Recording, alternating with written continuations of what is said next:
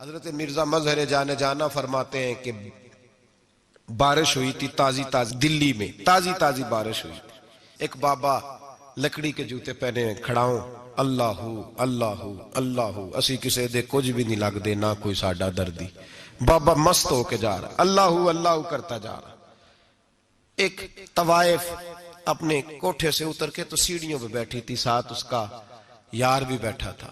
بابا اپنی مستی میں جا رہا تو بابا جی کے پیروں سے کچھ مٹی اڑی تو اس عورت کے کپڑوں پہ پڑ گئی. پرواہ نہیں, بزرگ گزر رہے. وہ یار اس کا دوڑا ہوا آیا, اس نے آ کر تھپڑ مارا.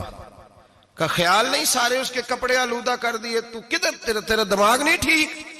بابا نے نظر اٹھائی, کہا بیٹے میں نے دیکھا نہیں, چل اللہ تیرا بھلا کرے, تو نے بدلہ لے لیا. بابا جی چپ کر کے وَإِذَا خَاطَبَهُمُ الْجَاهِلُونَ قَالُوا السَّلَامَ چپ کر کے گزر گئے. ٹھنڈ کا موسم تھا, بارش تازہ ہوئی تھی, حلوائی دودھ کاڑ رہا تھا. اس نے بٹھایا بابا جی کو پھٹے پہ, پیالہ پکڑا, دوڑ کے آگے بڑھا. بزرگ آ گئے, آئیے بیٹھیے. دودھ کا گرم گرم پیالہ شکر ڈال کے دیا. بابا جی نے دودھ پیا, پھر نظر جھکی, پھر رنگ بدلا. کہنے لگے مالک تو کتنا بے نیاز ہے, کہیں تھپڑ مرواتا ہے کہیں دودھ پلاتا ہے.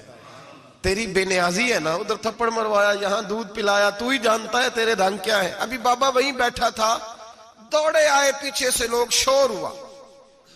بابے کو دبوچ کے وہاں لے گئے جہاں اس نوجوان نے تھپڑ مارا تھا. کہا تو اللہ کا بندہ ہے, اللہ کے بندے بد دعا تو نہیں دیتے. ہوا کیا؟ کہا تو نے بد دعا دی ہے. کہا نہیں دی, بات بتاؤ. کہنے لگے اس نے تجھے تھپڑ مارا ہے, چھت پہ چڑھا ہے, پیر پھسلا ہے, گردن کے بل گرا ہے, منکا ٹوٹ گیا, مر گیا ہے, تو نے بد دعا دی ہے.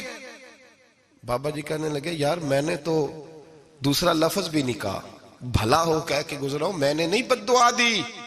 کہ تو نے دی ہے تبھی تو مر گیا. کہا نہیں دی.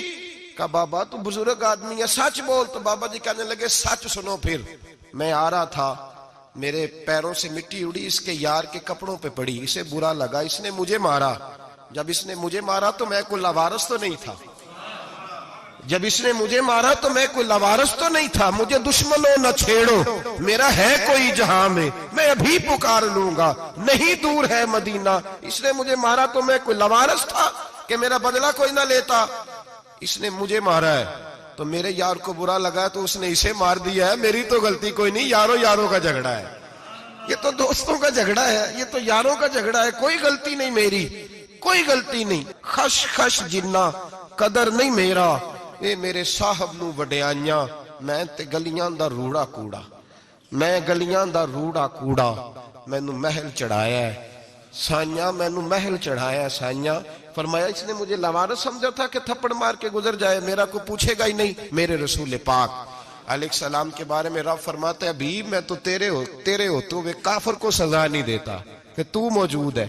یاد رکھیں حضرت فضیل بن عیاض فرماتے ہیں ایک جوان تھا, مسجد میں آیا, لوگوں سے کہنے لگا روٹی کھلاؤ.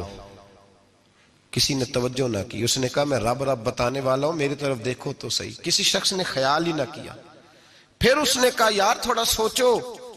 نمازیوں سے کہا, اہل علاقہ سے کہا, انہوں نے کہا تیری طرح کے بڑے درویش دیکھیں. مسجد کے محراب میں وہ رب کریم کا بندہ انتقال کر گیا. جب فوت ہو گیا نا, لوگوں کا مزاج ہے, بیمار کو دوائی نہیں دیتے, جنازے پہ وقت پہ پہنچ جاتے. جب کوئی گر رہا ہوتا ہے تو سہارا کوئی نہیں دیتا, جب کوئی گر جاتا ہے ٹانگ ٹوٹ جاتی ہے تو تیمارداری کو زمانہ پہنچ جاتا ہے. اور بزرگ وہ نوجوان اللہ کا نیک بندہ مسجد کے محراب میں فوت ہو گیا. حضرت فضیل ابن عیاض کہتے ہیں امام صاحب نے اعلان کیا چندہ دو, کوئی لاوارث فوت ہو گیا, کفن دینا. چندہ کٹھا ہوا, کفن خریدا, جنازہ پڑا.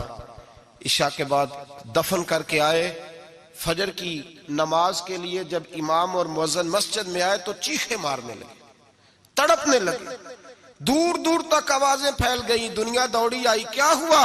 کہنے لگے وہ جو تم نے کفن پہنایا تھا وہ یہاں پڑا ہوا ہے, اور دیکھو کفن پہ تحریر لکھی ہے. تحریر کیا ہے؟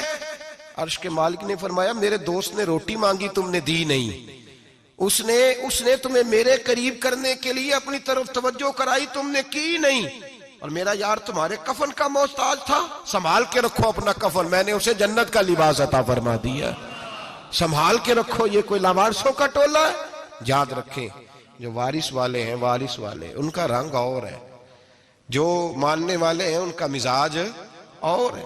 اپنی زندگی لوارثوں کی طرح نہیں گزار